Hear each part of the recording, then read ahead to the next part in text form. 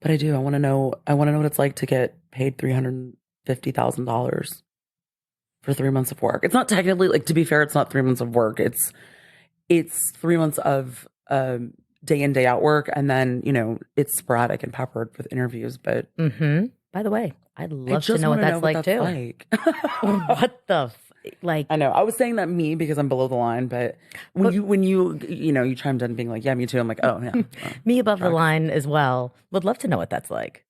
That sounds wonderful. Guys, it's wild over here at Reality Bites. Circus. We're laughing because my cat just, I don't know, tumbled off of a pillow and landed on his head. Yeah. Literally as we're speaking. It was like one of those animal fail videos that we come across on TikTok or on Instagram. Yeah, when they're trying to like jump on the counter or something. And they just misjudge the distance and just fall into midair. God, misjudgment. I feel like that's thematic. Like that's a theme. It today. does feel apropos with what we're discussing. God.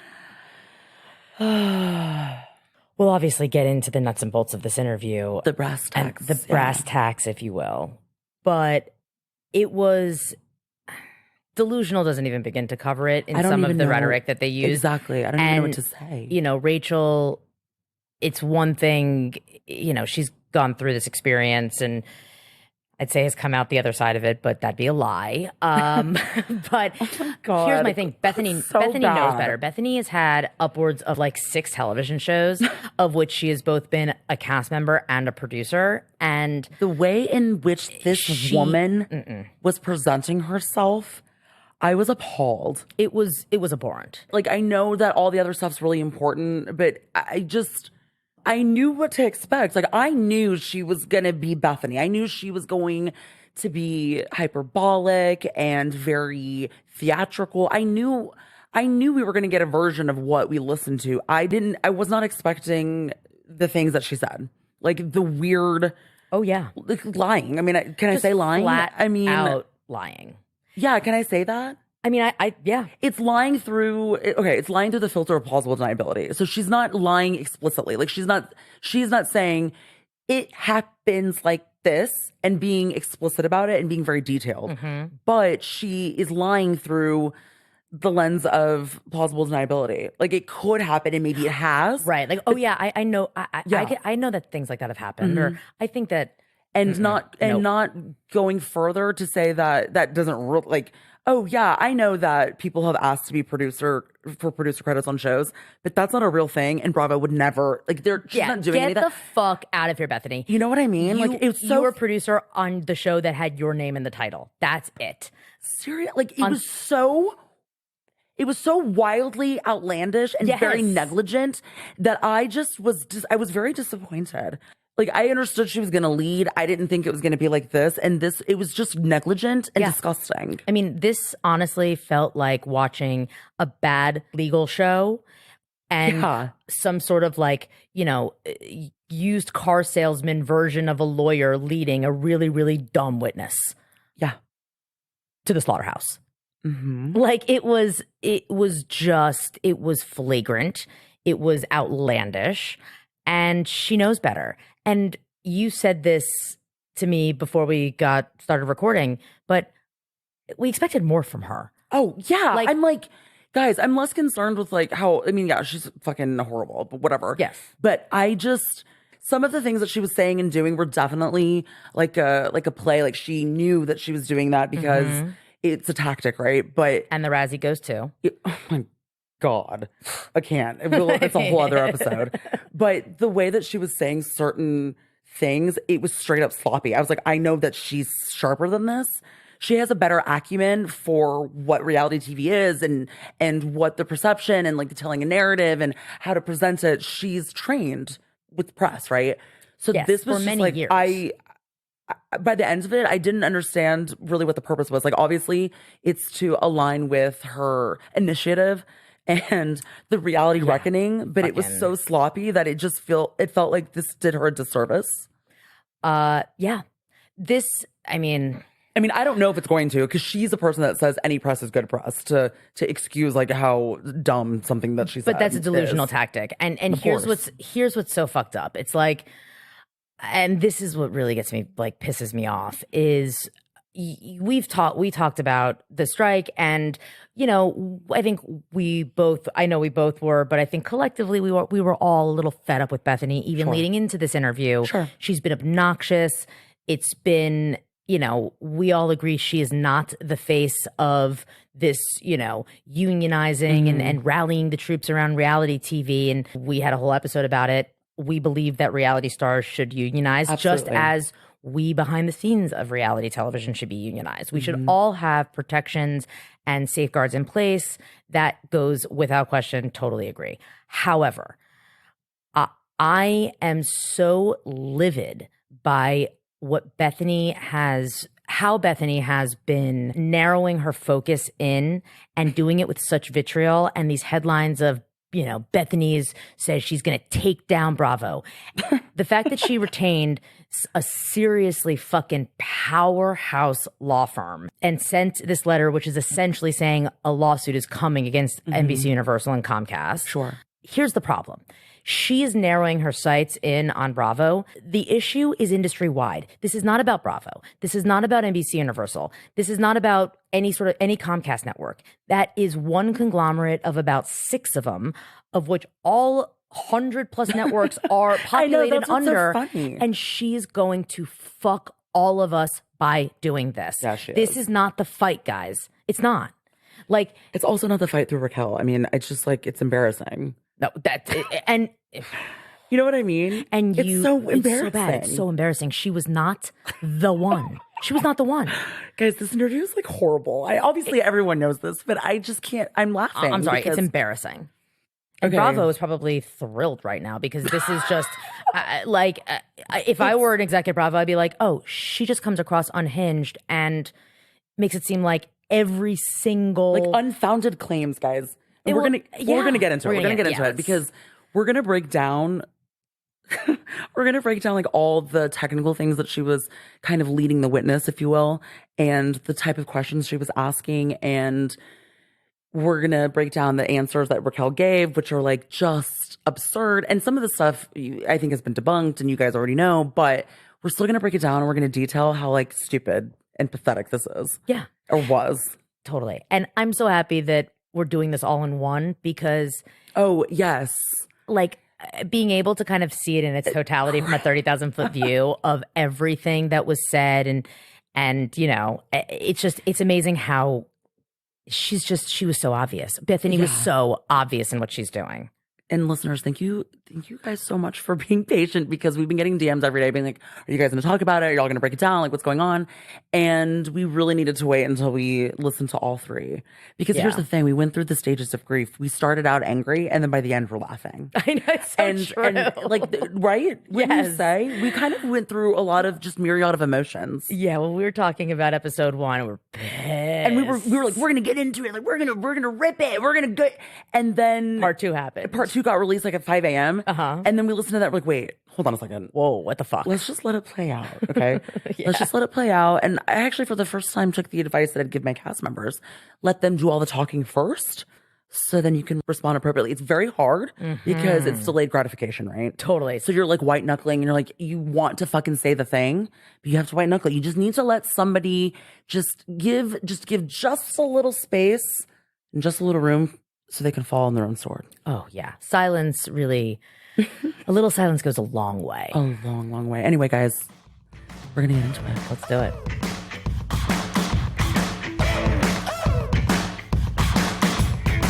Hey, y'all. Welcome to Reality Bites, the podcast where we'll deep dive into this week's buzziest reality TV and pop culture happenings. I'm Betsy, and while I may be 9 to 5 by day, I'm a reality connoisseur by night. And I'm JJ, a reality TV producer by trade, but my favorite pastime is dishing unfiltered dirt and behind-the-scenes scoop. We'll tackle the biggest and best water cooler moments of the week through an insider lens you won't find anywhere else. Buckle up, buttercups. Please don't tell me it's about Tom. It's about Tom. This is Reality Bites.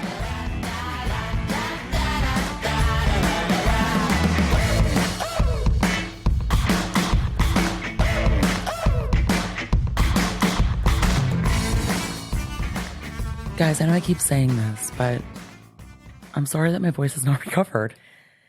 Has it become like a little bit of an insecurity complex? It's not, no. It's not an insecurity. I need people to understand that any kind of like vocal fry that I may bravado in and out of, I can't, it's just not healing.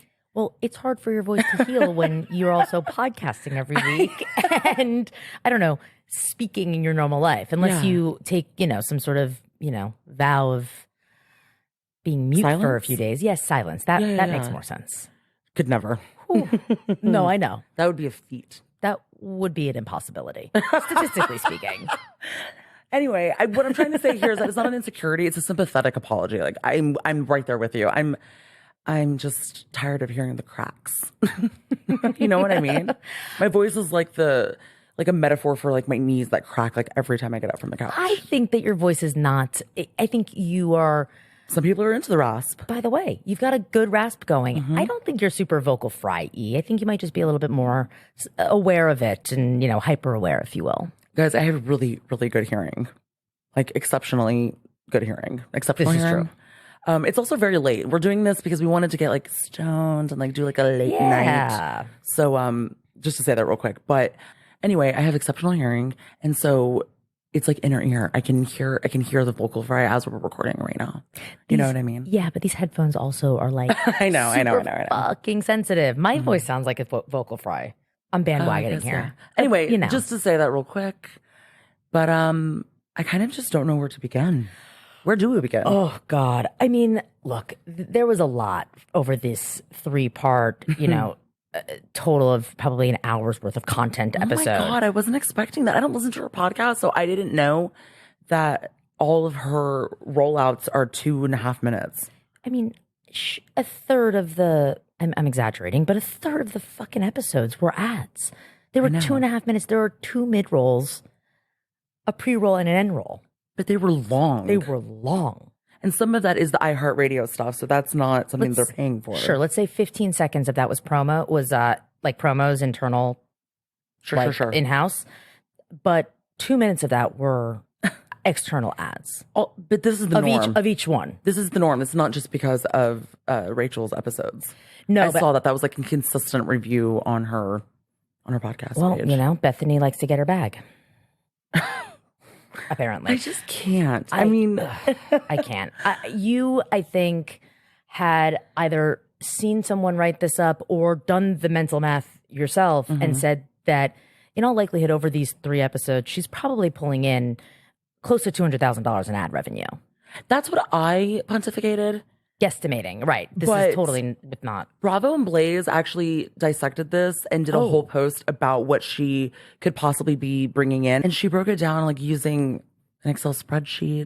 I feel like she's really good at like analysis with stuff like that. Oh, anyway, I'm into that. I think now I don't remember, so I'll have to go look at the post, but it was less than what I guesstimated. So, I mean, I don't know. Fair Podcasting is really weird, guys, with numbers, information, what they let you know, what ad sales are. It's just kind of, it's just a weird space. So it's hard for us to understand. But let's put it this way: she's bringing in like a nice chunk of money. Absolutely, no question. And also, God knows how many people are actually listening to these episodes. Far more so than her average listening, average download numbers for her just be She's episodes. the number 1 podcast in all of podcasts. That's a fluke, and obviously that will go away. Our podcast has been next to her in the ranking. I've seen that. So Yeah. Look, she's obviously making a lot of money, a good chunk of change from this that Rachel is not seeing, which has been populated around the internet and social media, and everyone's talking about that.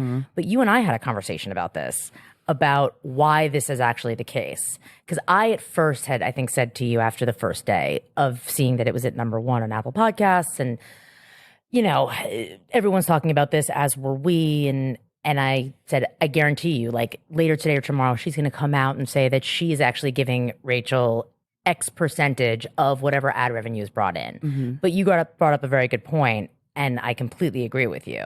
Well, I don't know. Obviously, guys, we're speculating. We don't know anything to be factual, but I don't think that she's being paid because it it allows room and latitude for what she's saying to be discredited because she's getting paid. So it would appear as though it's like a quid pro quo. Right.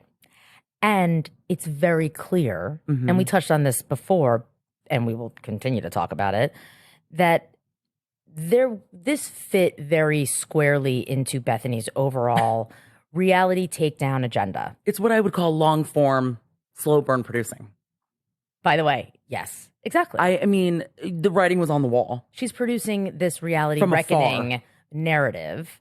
Yeah. The TikTok videos, the using Rachel as an example without ever talking to Rachel, just kind of, using her like generally and, fair use and like, I'm using Examples trademark of speak because exploitation exactly and all of these things. Yeah. But she was reeling her in. Correct. She threw the bait out to the water and she slowly reeled it in. She went deep sea fishing. She went which is an fucking all deep day sea affair. fishing. Yeah. But it makes sense that she doesn't pay her then because if you look at this interview in its totality and the different things that are alleged and that Rachel talks about through her experience in Vanderpump Rules, they almost check off the boxes of the bullet points on the legal letter sent to NBC Universal by Bethany's team. I mean, almost two on the nose. Right. But Bethany can say, well, you reached out to me. Your team reached out to me. But why did they reach out to her? Because Rachel saw the TikTok videos with her being used as the example. And that opened up the space to reel her in. Bethany's not a fucking idiot, which, contrary to popular belief after listening to these 3 episodes. Yeah. But this was planned. And if she paid her, then it would open up the space for NBC Universal or any critic to come in and say, well, what do you mean? This was, as you said, a quid pro quo. So of course she can't pay her. Correct. It kind of Allegedly. makes it would make the big letter and all the alleged this then just kind of for nothing. Yeah. And there's little things, again, it's like sloppy slips Yeah, by it's Bethany. very sloppy. Because it's towards the end of the last part. She even says, Bethany flew to Arizona to do this with Rachel in person to make her feel safe and so that she didn't get cold feet. Well, So she wouldn't back out. right. Because what would happen if she did get cold feet and backed out, Bethany? Well, you wouldn't have this as material to point to in your reality reckoning Bravo takedown. She's being used as a puppet. Yeah, well, one could argue she's been being used as a puppet for a very long time. And this should feel familiar. Yeah. It's why she fell so seamlessly into it. Her mom loves Bethany. Looks up to Loves. her. Yeah. I mean, we all know this girl was conditioned to be, very susceptible. I can't. And also unaccountable, generally speaking. Well, that was just so wild to me. I mean, What part? the fucking about face throughout the entire 3 fucking episodes. God. I expected it. Like, here's the thing. I went into it with a certain expectation. I mean, I'm not really attached like that. Like, I fucking know what these people are gonna fucking do. But this was on another level. This was just very unpredictable in a way. Yeah. Well, I mean, I guess that's what, 90 days and allegedly $200,000 gets you, which is a whole lot of nothing. I think it's obvious what my standpoint on this is. I'm gonna let you lead, Eeps. Why? Because I'm a nerd and I like You do. I like Guys, talking about I don't this know stuff. I don't know if this is something that you've noticed, but executive producer loves to nerd out. I mean, we love what we do, and we talk about producing all day, every day. It's just Totally. very a part of our, I don't know.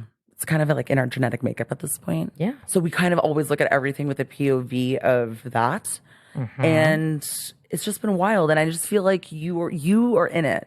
Executive producer loves to nerd out. We both nerd out, but you like to nerd out on a totally different level. Yes, we both like to nerd out, but I admittedly at my core am a nerd, whereas you are not.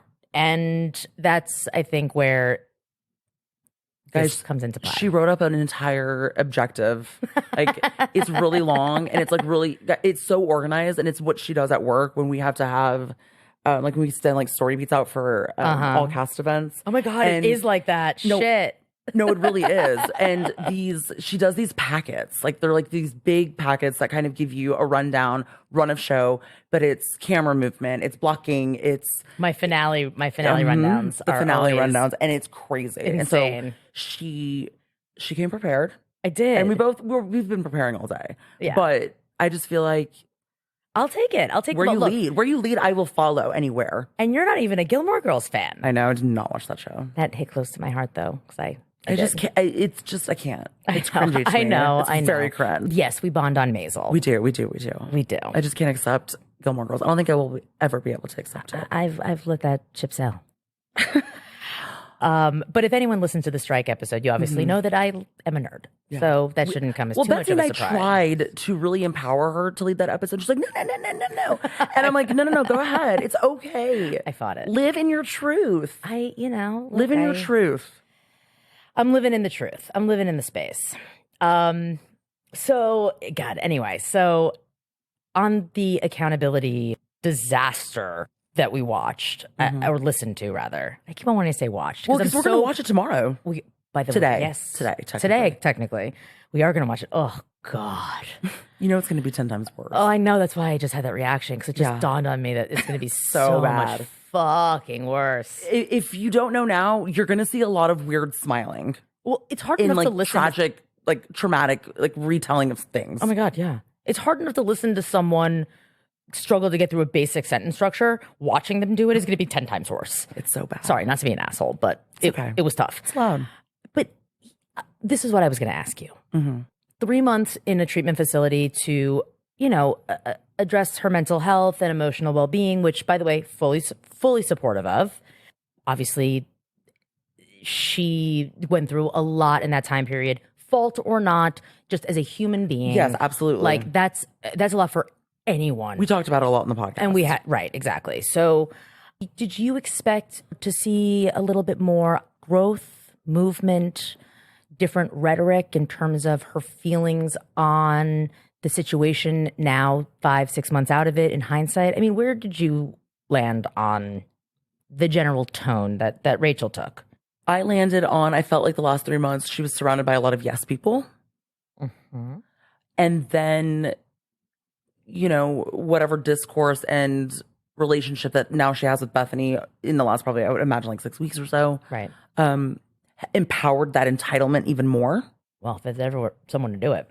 Exactly. So, I mean, I didn't see she said the words.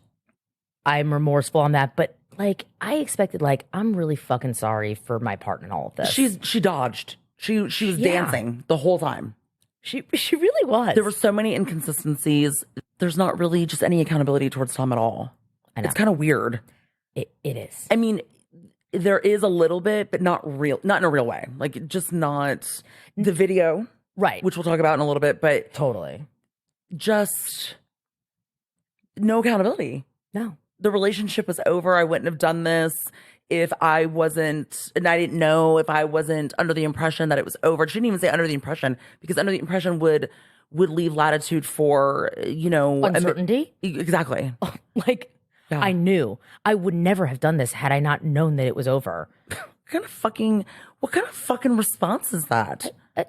It's a terrible response. Hey, you cheated. We get it. Yeah. I am the first to say you're going to make mistakes. And you and I both will say this, and even Betsy, we look at casts very differently. I cannot unsee them as cast members.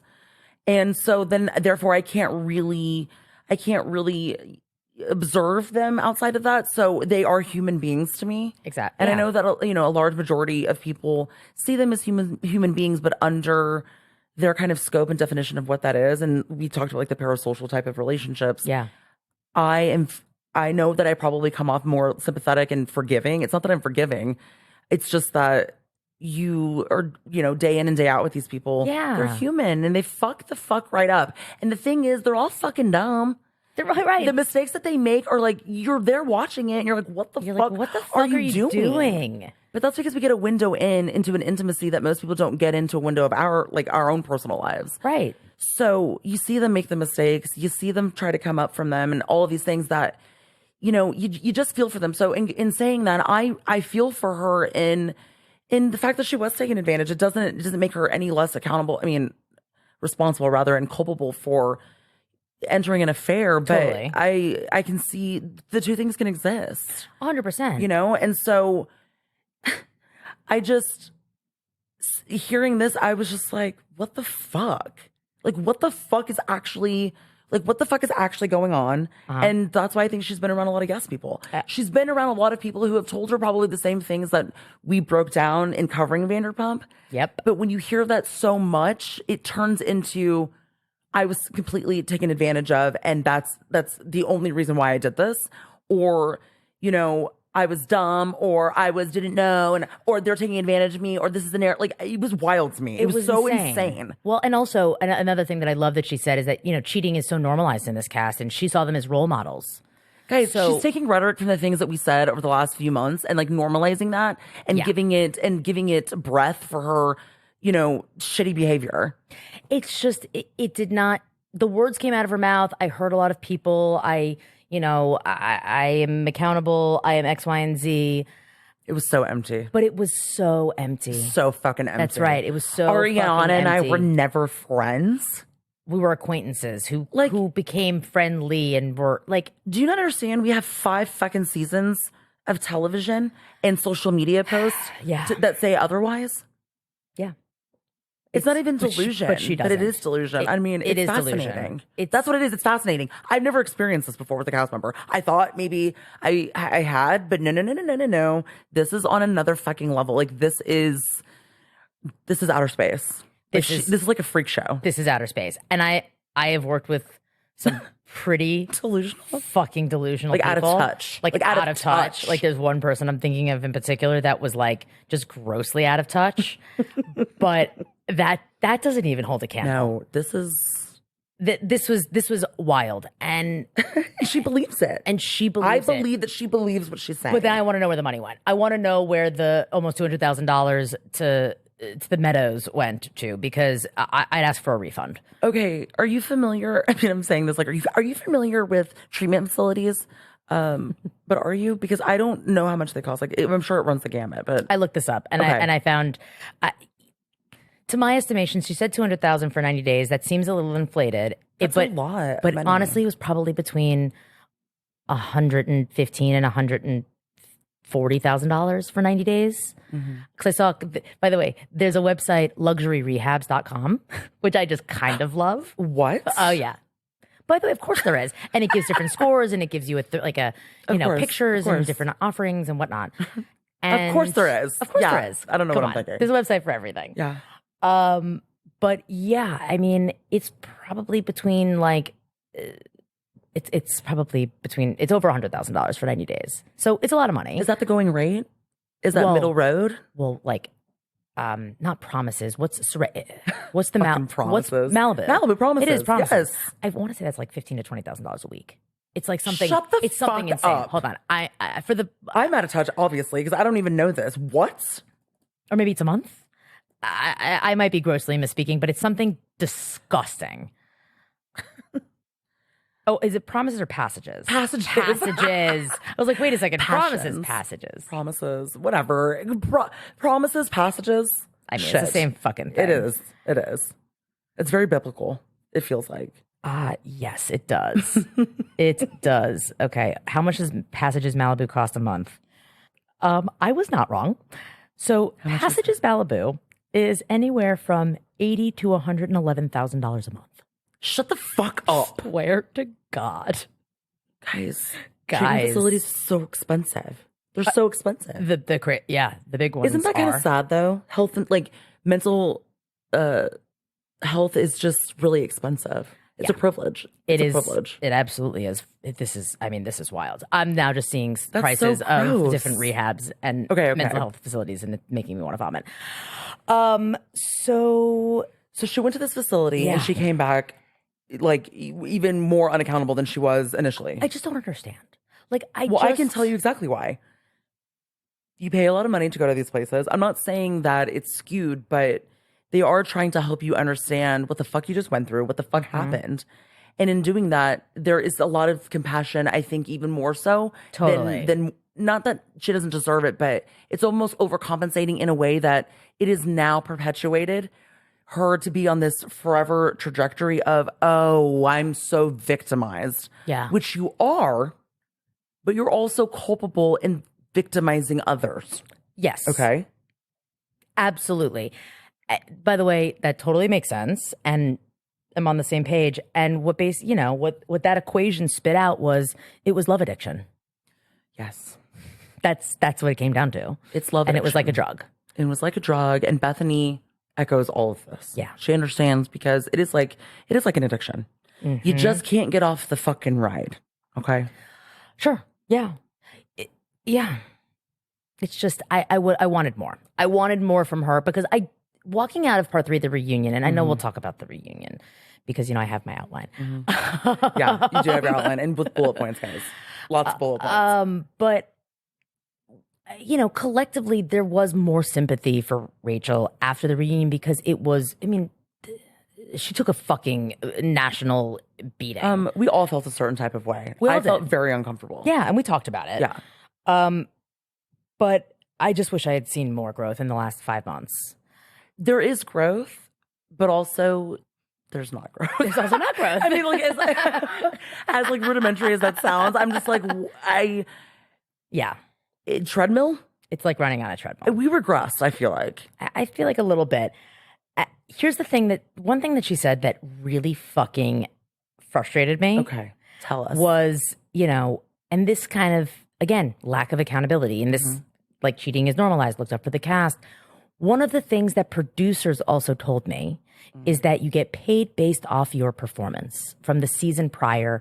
So that already set me up to want to perform well going into season 10. I was like, okay, this could be my season. I could really stand out, and I'm single for the first time. Yeah. I want to embrace that, and I took direction well. Well, she was supposed to be single for the first time last season. By the way, I didn't realize that's what she said. She was supposed to be single last season. Yeah. That's what we saw until we realized that she was having an affair. For 2/3 of the season or half of the season. My thing is this. First of all, very inflammatory, very inflated. Yes, very much so. And that's not true. Bravo Ensemble docu-series, or honestly, not just ensembles, but I know those the best in terms of there are rate cards. We've talked about this on the podcast before, but for new listeners, there is a standard rate for each season you are on a show that is incrementally and exponentially increased because, let's say a cast member is on one season. Well, they shouldn't be making hundreds of thousands of dollars because if they're only on one season and then they're a dud and they leave, that's that. But you make more your second season than first, obviously. And then there's a wider gap between 3 and 2. And then by the time you're in 4th and 5th season, you're making real money. Oh, yeah. And it's not based on performance. The thing that's based on performance is whether you're an A cast member or a B cast member. And there are different rate cards for each. So Raquel has been on the show this is her 5th season. She's been paid as a B cast member up until this past season, season 10. So yeah, there was a bump up in her rate, a significant one. Oh yeah. I mean, she made a nice little chunk of change. Not so little chunk of change. But that's not fucking performance-based. The thing that is performance-based is if you are able to stay an A cast member or if then you get demoted back to a B. But do you understand why I think viewers, the perception is that they have to do something in order to keep their place on a show? Yes, I totally do. Because there is a perception out there, and I totally understand that perception. I do understand that. I absolutely do, and I validate that because to a certain extent, that's not entirely wrong. That's not entirely wrong. But what that means exactly as a showrunner, will you explain what that is and why saying it in the way that she did, the rhetoric is very murky and misleading? Very misleading. Yeah. Well, here's what I always say to cast members is this, and you've heard this because we've worked on several shows together. To be a successful cast member, you need to be three things. You need to be open, you need to be honest, and you need to have an opinion. And having an opinion does not mean getting into fights, getting into screaming matches, throwing things, tantrums, storm offs, anything like that. It means if you were going to say something to me, to a producer, and talk about a situation in a way and give your POV on something, you have to also be willing to say that on camera. Yeah, have conviction. And have conviction that you have to participate. That doesn't mean you have to show up for every event. That doesn't mean you have to go on every trip. It has to make sense based on what the dynamics are at the moment. But that's what that means. And if you can do those things and you're interesting, you have an interesting personality that fits well within the dynamics of a group, then you're a successful cast member. You know? And we've said, I mean, I don't know how many times, I feel like this is something that often comes up when we've even talked about other shows, that Vanderpump Rules is one of the best trained casts. The best. On Bravo. Of all time. And I am still standing by that. Still, yep, 100%. No This question. cast, they understand that what is said off camera has to be said on camera. Exactly. And they have conviction. They may be fucked up. They may be messy. They may be problematic. But the one thing that never fucking has wavered, obviously there's room for like here and there, things happen over 10 years. Sure. Okay.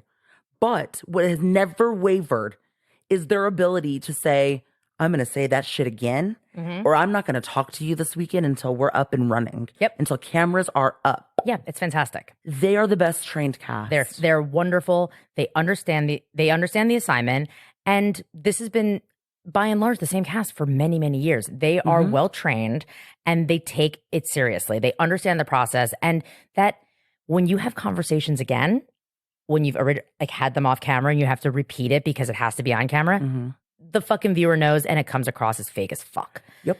It reads. So they get it and they're wonderful. Totally agree. The reason why what Rachel said was so misleading is that it implies that if you do something bombastic, salacious, over the top, then you will be compensated accordingly to that.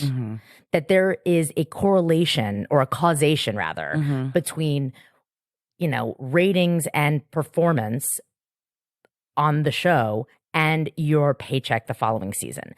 And that's just not how it works. It's not how it works, guys. I've worked with cast members who, you know, from a viewer perspective, may have not had like a season where they're, you know, there's a big storyline, they're evolving, something happens, whatever it may be.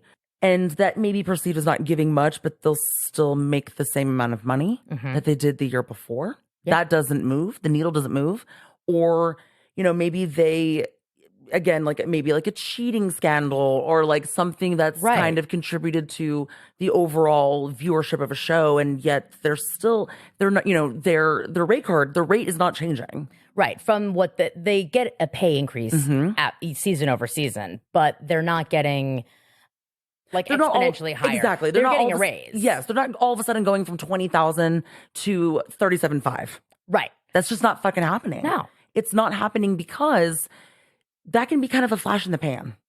You know what I mean? Exactly. They don't know whether or not the cast member is going to be invested enough because just like we see with Rachel, it's not intentional. That's just kind of what I've always called her Raquel. But we've only experienced watching Raquel as an A cast member for one season. Right. And arguably, if, you know, they hadn't been caught cheating, would you have thought that she should get a, you know, raise? Higher than what the typical raise would be? No, based on what we saw in the season. Well, right, but she would have gotten the next season's rate card. She would have gotten the next a certain raise. She would, but the network's not investing exponentially more money. She's not going from, like I said earlier, like 20 to 37.5 No. because of the one episode in the scandal, because they don't know if that is a flash in the pan or if she's going to then be closed off, guarded, and then not want to be open. And that's the return on investment is very high risk. 100%. She would get a normal rate increase, and not for nothing. I'd argue that after this season, I mean, who knows how it would have gone given everything, but I would have sent her back to a B. Well, that's what I mean. That's why she's it's not a valuable cast member on the show.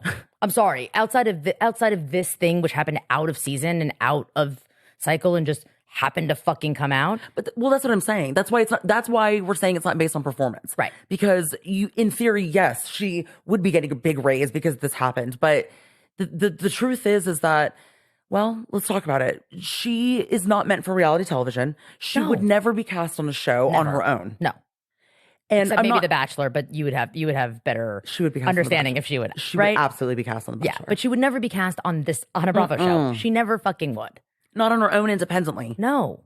No. And arguably the only reason why she's still a cast member is because she's now ingratiated, embedded. So she is a part of the story. She is a part of the group. She Right. is. She has a place. Yeah, she's integrated into the Vanderpump universe. But if she wasn't James's girlfriend for 4 of the 5 seasons, she wouldn't still be around. Probably, she definitely wouldn't have come on the show as on her own. She wouldn't have been cast. There's like, I can't say that unequivocally, but I can say it unequivocally. There's no fucking way she doesn't.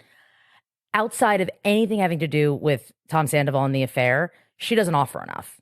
No, she doesn't. And by the way, I just want to make it very clear: we're not saying that she's not owed money or that. Oh, no. She should be getting paid, and she should, be getting paid fairly and all of those things. She is on the show. She should get paid. Let's keep it fucking real. Let's keep it fucking real. Alternate universe. She would never fucking be cast on a show. No. She is not a personality for reality television. She's not dynamic. She's very surface level. And it's not really a knock to her.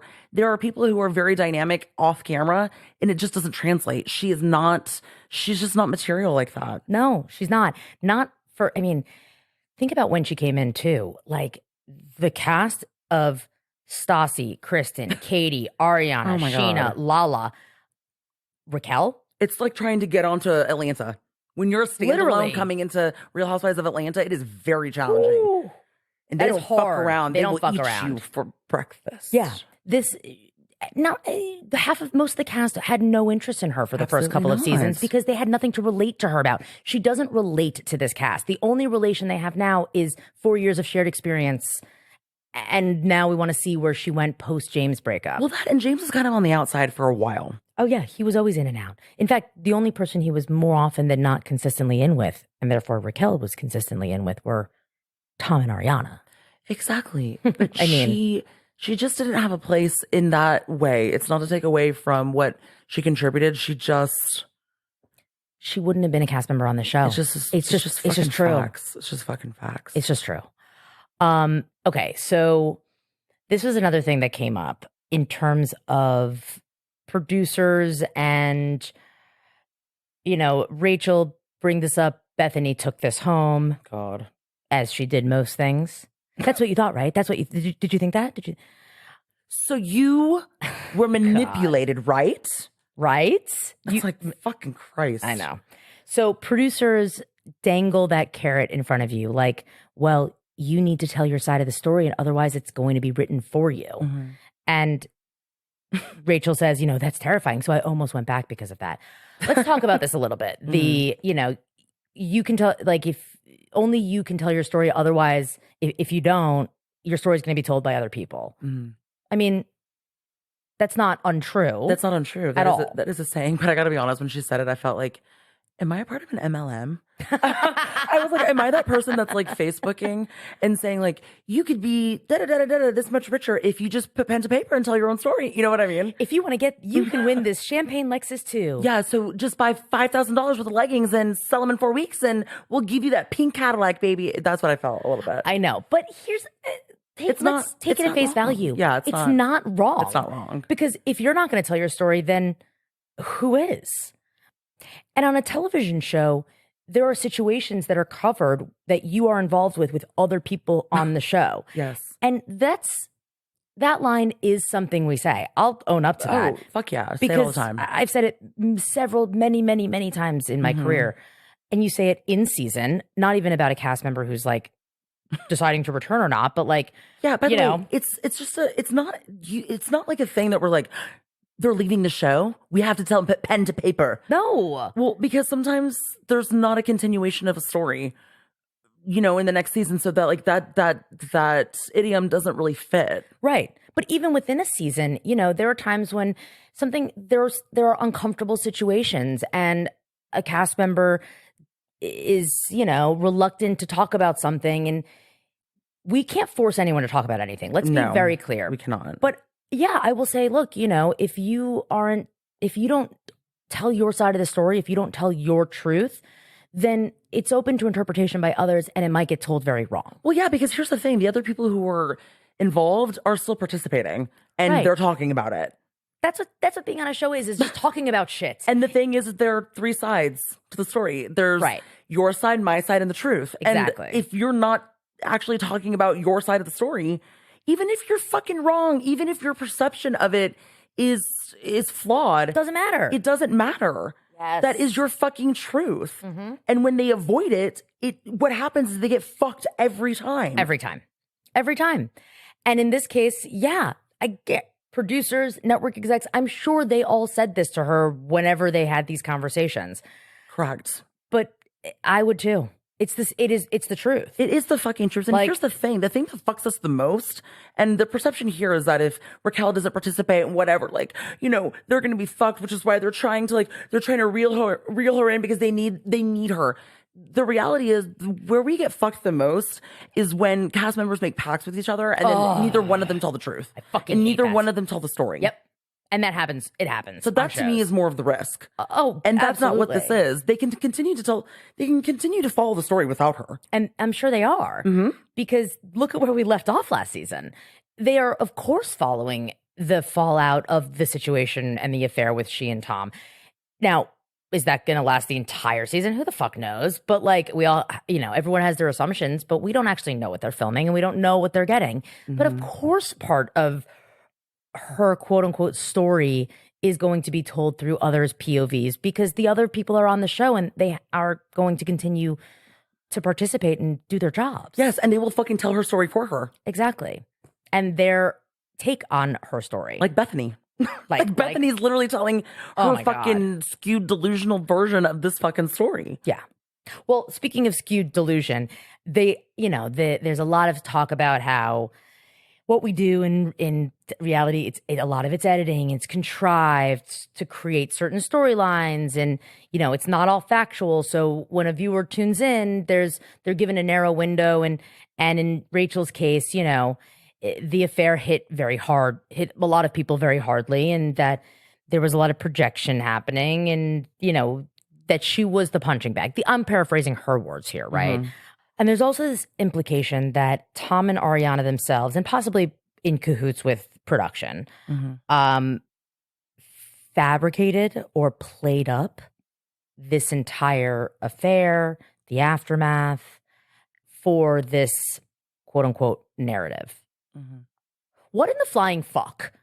It's just not I'm true. sorry. That's cockamamie. I mean, yeah, and I know it's not lost on our listeners that that's just fucking dumb. Obviously, but It's absurd. it is asinine. Guys, this idea that we edit scenes or we edit episodes or we edit content in a way that completely strips what the actual truth is or what the intention of the scene is one of the things that is the most disparaging about what we do, because yes, we condense the footage down because, well, it's 43 minutes of runtime. Right. If you have to. We're telling multiple stories from multiple points of view. We have to have those scenes, and they are going to be cut down to 3 minutes and 43 seconds or however long it needs to be for the act, right? Right. But in my experience on all sorts of shows, I've never experienced having produced a scene that just completely shifted from what I shot in the field to what it is in the show. Yeah. Now, sometimes I'll feel like tonally it'll shift, or, maybe it felt more happy or more joyous, and it's still, that's still conveyed, but maybe music maybe will shift the tone. Sure, totally. But it's not changing the intention. No, it's not. Bethany, her fucking self. What it was one of the reunions. I think it was season 2. She did. She Maybe? was like, you can't edit what's not there. Yes, exactly. I mean, I'm being very truthful with you and saying that I've never experienced that. I've been irritated with because you have to condense it down. Sometimes it doesn't leave room for nuance. It has to be so on the nose that it Right. kind of takes away the texture of what it was being there for an hour and a half and seeing people connect, or really seeing people, Yes. apologize and do these things. And like, that's conveyed and that story is told, but maybe it'll be a little superficial. Sure. That's what I've experienced, and that'll irritate me. Yeah, But totally. I've never experienced, I mean, I have no stake in the game to lie about this. I've never experienced just A complete like a fabrication. fake fucking fabrication. No. And not for nothing, like when we film these scenes, right, we film for like an hour and a half or an hour or whatever it is. And they talk about, regardless if it's, a one-on-one, it's whatever grouping of cast members it is, they'll talk about multiple different topics, multiple different things that are going on at that moment in time. And depending on how post is, we call stacking the episodes and telling the stories, they may only use talking about these 2 topics when actually they talked about like 6 topics. Yes. And that those 6 topics did create maybe, a different tone, and they connected and whatever the case may be. But we are telling these linear interpersonal stories in these relationships.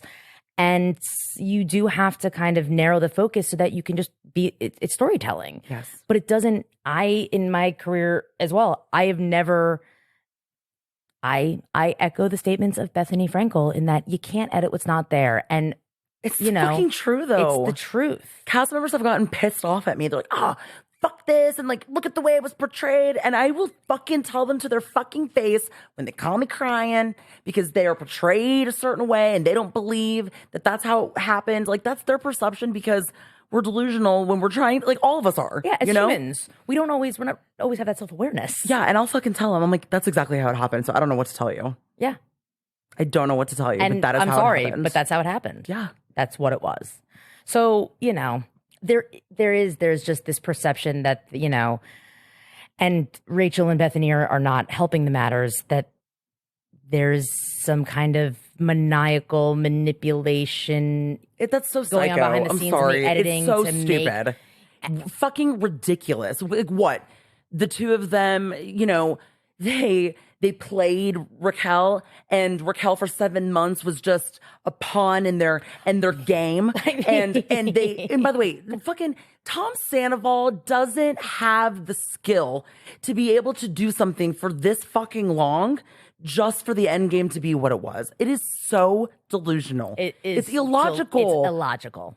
It is There is no preposterous. rationale. Like, that is so dumb. It really is. It is dumb. It is absolutely dumb. I can't. And maybe at a certain time in reality TV's history, and perhaps even on certain shows, I think of these more as like the bigger format dating type of shows. Sure. That the quote unquote villain edit comes in. That or is the actually quote unquote hero edit comes in. That's how it was on The Bachelor. Right. There were girls that I worked with, and I was like, oh, she was so nice. I was like, what? Like, why is she getting like? Yeah. That's a real thing, and I'll cop up to that. I know that it is, but having not worked on big shows like that and knowing that you have, I defer It is to a you. thing, and I've witnessed it. Right. I mean, it's also my own perception, but I feel like I'm pretty fair. But more often than not, and I really can't think of a time when this has not been the case. On ensemble docu-soaps like this, where you're just following people's lives, there is not some, whiteboard in the post offices with like villain written on it and then someone's headshot and then it doesn't exist. No one's getting. Did you watch Unreal? I was obsessed with Unreal. Okay, so guys, I love that show. I have to say this. It's like what it was. I know it's hyperbolized and I know it's ridiculous, but it's not. But it's fucking not ridiculous because the control room, it literally had there was faces. Well, because here's the thing: the producers who created Unreal worked on The Bachelor. Right. The one girl was there for a while. And when I worked on The Bachelor, it was in 2012. So The Bachelor was only 10 years old, which is still relatively young. So the way that it still operated very old school. So all of that was real. Like the control room is so big, the conversations, the food, the headshots. Like, I wouldn't say that villain was there, but they would talk, like they would use that rhetoric. That shit doesn't exist in our realm now. Correct. But it does in the industry. Not in certain- docu-soaps, docu-follows. Yes. It does not exist. Right. Okay, so the next thing that I wanted to kind of bring up is the salary, the Rachel's pay, success of the season. You know, look, this obviously has been debunked. Thank you, Lisa Vanderpump. But Bethany's ignorant fucking comment that, oh, you make less than my interns. I mean, fuck you. Oh, and let's be clear here. Lisa Vanderpump is not wrong when she says that the show existed and was fine before Raquel, and it'll be fine. I'm sorry, Rachel, and it'll be fine after Rachel. Oh, 1000%. What if it's just absurd? Delusional. Bethany, again, this is another example of her just not doing her research properly. Why? It's unfathomable to me. Here's the thing. It's so bad. I'm almost led to believe it's with intention. Well, it's funny, as I just thought of this.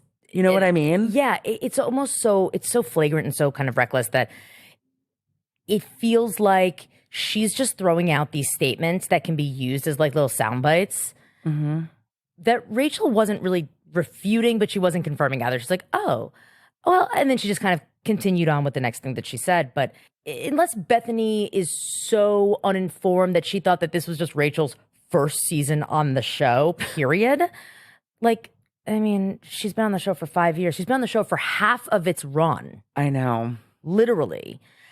And thank you, LVP. She made $361,000 this year. Now, just to kind of net that out for the viewers, which I'm sure some of you have, there was 19 episodes, including the reunion, Secrets Revealed, which nets out to she made $19,000 an episode.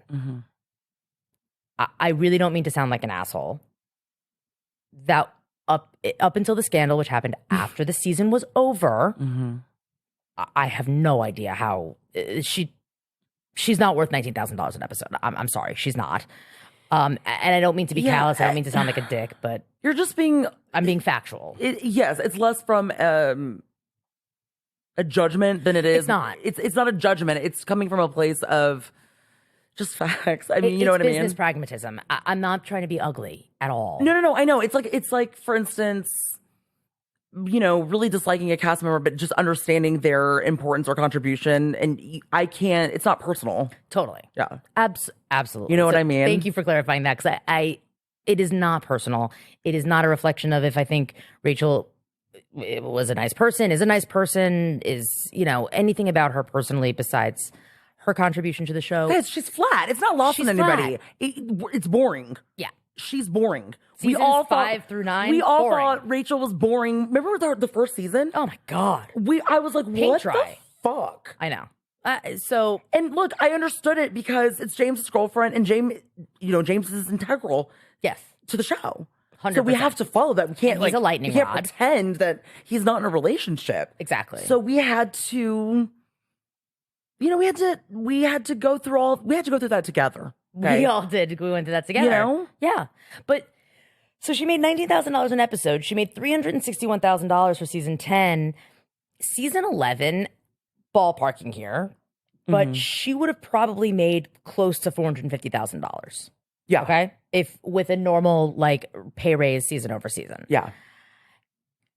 Now, she said to come back, she asked for and requested or demanded or whatever it was, equal pay to Sandoval and Ariana. First of all, get the fuck out of here.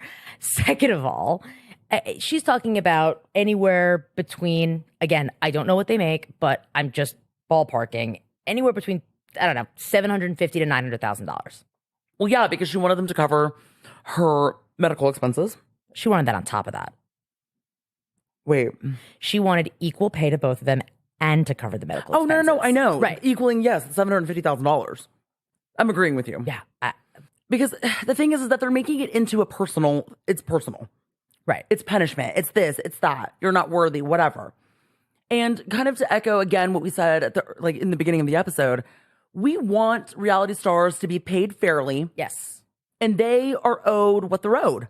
Absolutely. And I think that reality stars should get paid more. I get all of that. I support that. I support that. But what we have now and what we are, the cards that are dealt with us and how we are structured and how we are working it, it's not to say that any of them are more important. It's to say that we're following a rate card, a system, and Raquel is only an A cast member for 1 fucking year. I have never known a cast member who's gone from B to A and then just all of a sudden have a pay jump that's just Astronomical. correct. Yeah. It's just not a thing. I've never witnessed it. It's now, not a thing. cast members coming in already at a high episodic fee, that's totally different. Totally different. Denise Richards. But Lisa Rinna. Yes. Like, But first season cast members make like $2,000 a fucking episode. Yeah. Do I think that they should be making more? Yes, I do. But that's what they start off with. Right. It's just a thing. Or it's in relation to what the cast members get paid on a certain show. So maybe it's not $2,000 an episode, but it's what's the word I'm looking for? It still equates from a percentage standpoint. right. And that's just the facts. And, And there's nothing wrong with asking that. no, ask for anything. I always say, look, if you don't ask for it, the answer is always no. Mm-hmm. Right? Yeah. But in this case, if you're going to ask for that, the answer is still going to be no. It's just, look, make the ask. But she went through a fucking tornado shitstorm. Oh, yeah. This was a torrid experience. This was horrifying. Was horrifying. This was unlike any sort Oh, of yeah. vilification, Bad. Really horrifyingly bad. dehumanization that I've seen in my entire career. Yeah, it's bad. Across any show, whether I've worked on Well, or not. I think earlier we were trying to think of just something we've experienced, even just like kind of there, but not really involved, maybe like adjacent. Like even as a PA, I mean, I cannot. No. No. Even as a spectator, as a viewer, I can't think of anyone. Well, wait, one person, because you brought this up, John Gosling. Oh, yes. That's maybe the closest comp I think- to the level of vitriol that the community and overall public opinion It was big time. went after. And that was, how many years ago? 10 years ago? Yeah. Different time. Longer even, I think. yeah, Like longer. 13 years ago, crazy. We've never seen it. It's unprecedented. Like, it's just insane. Insane. But that was a flash in the pan, and that was, that doesn't equate to that type of inflated pay increase for an episodic fee. It just doesn't. I mean, guys, whatever you experienced or whatever you felt in that finale episode, that's it. That was the peak. That's the peak. It's not to say that next season's not going to be good, but you're not going to get that experience again. And watching the back half of the season, knowing what we did, that's a once that's a once in a lifetime. That's not happening again. That's It's how done. I know we don't need Rachel. You know what I mean? Yeah. The thing is that Bravo, they can fucking pay her. They can fucking pay her. They're not going to because they just don't think the juice is worth the squeeze. It's not that they don't have the fucking money. No. And do I think that it could be a better season seeing her side of the story? Maybe. I mean, like, look what we just listened to. I don't fucking know. Do we Seriously. want to listen to that or do we want to move on? Do we want to move forward? I want to move on. Yeah. I'm ready to move forward. I'm ready to see the first few episodes kind of dealing with the aftermath and then moving forward. That is not to say that everyone should just forgive Tom Sandoval and just like act like nothing's ever happened. But I think that we should wait to reserve judgment until we see how everything plays out on screen. Yeah. Which goes into a whole other territory of what we were talking about earlier in social media, but don't need to go down that road. Also, I've seen the network fight for cast members to get them back to shows. Okay. So that's how I know that they just, it's not to punish her. It's not personal. They just, No. the juice isn't worth the squeeze, guys. It's just not fucking worth the squeeze. And I think you guys know that. Yeah. Definitely know that. I don't think it's lost on many people who've No, been no, fans of the no, show no. for, seasons. Okay. In the category of other, inflammatory, ridiculous things out of Bethany Frankel's mouth these episodes, and on the subject of money and income and all of that, according to Bethany, and we've talked about this and already dispelled this, but I feel compelled to bring it up again. Bravo was running to the bank with Scandival. They were making tens of millions of dollars and ratings were insane. And, that they were profiting so ginormously from this scandal in these episodes and the ratings juggernaut that followed. But she's so sensational. Like She knows she's- better. No, but she speaks like page 6, like sensationalized. Yeah. Well, yeah, I she guess that does. makes sense. Yes, it does. She does. She's just very, what would you? Everything she says is conflated. It feels It's like, emphatic, unequivocal. Yeah. It is 100% the truth. but it's so exaggerated and it's so over the top. Look, Bravo made millions of dollars from it. Of course yes, they did. because they sell ads, Yeah, right?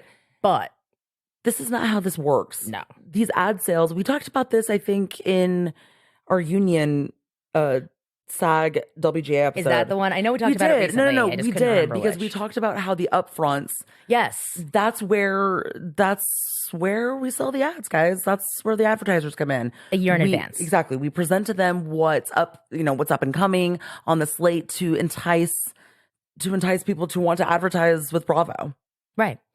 Exactly. And every network does it and all of those things. But let me be just, we've said this before, so I'll make it quick and say it again.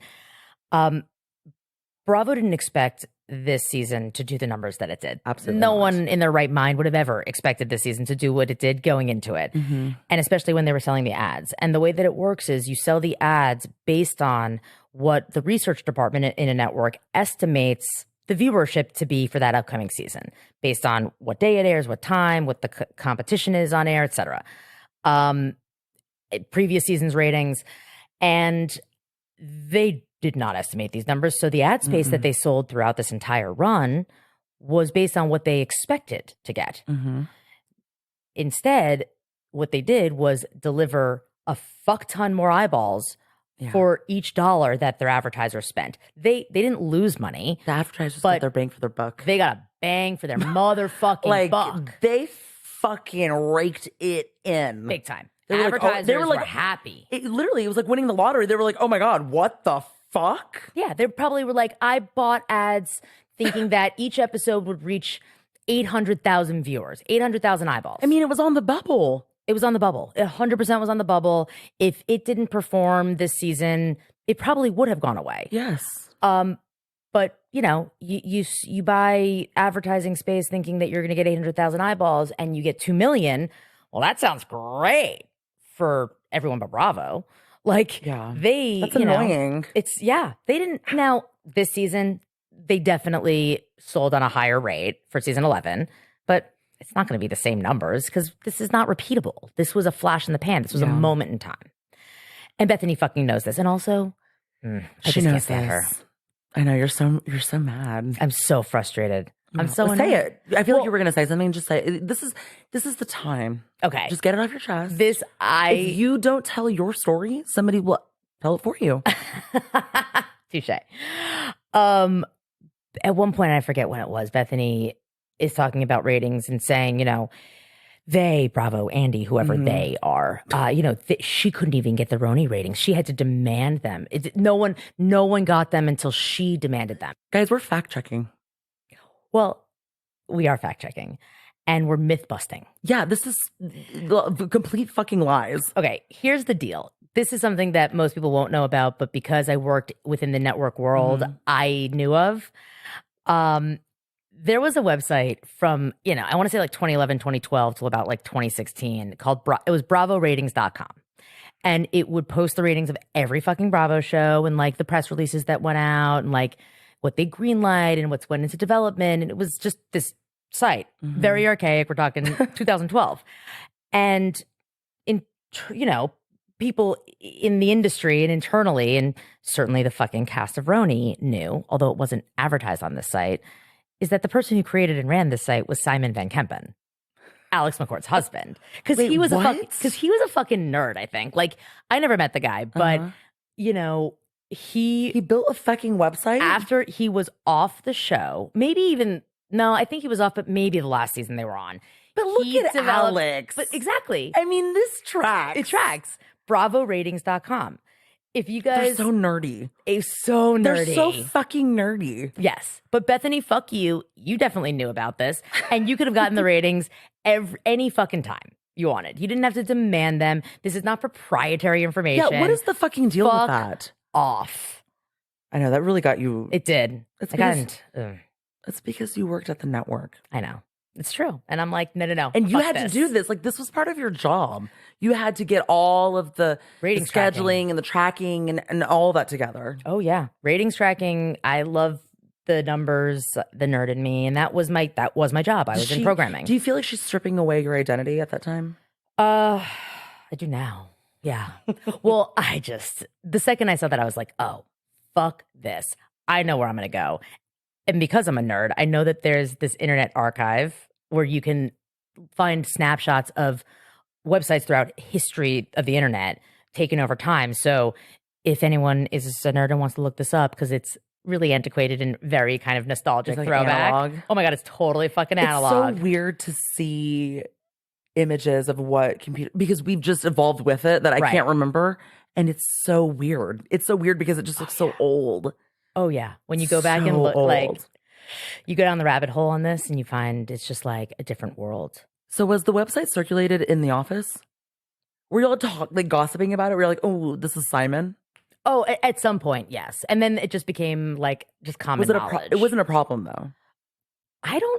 I gotta be honest, I don't remember. Oh. I kind of Why feel would like, it be? Maybe because they don't want you guys to know the ratings. well, no, I mean, like, look. No, I'm not supporting Bethany on that one. Sorry. No. And I think it was kind of like, I think it was kind of a joke. Like, it was a Yeah. little ridiculous, and I don't think anyone cared that It's much. probably like gauche, like tacky. Yeah, and Yeah, if they did, at I the wasn't time. privy to it. Mhm. But it was very gauche and Yeah, just so eccentric. It's Like, so Simon though. it's so Simon. so Simon. But Bethany, you could get the fucking ratings. That's bullshit. So I'll leave that at that.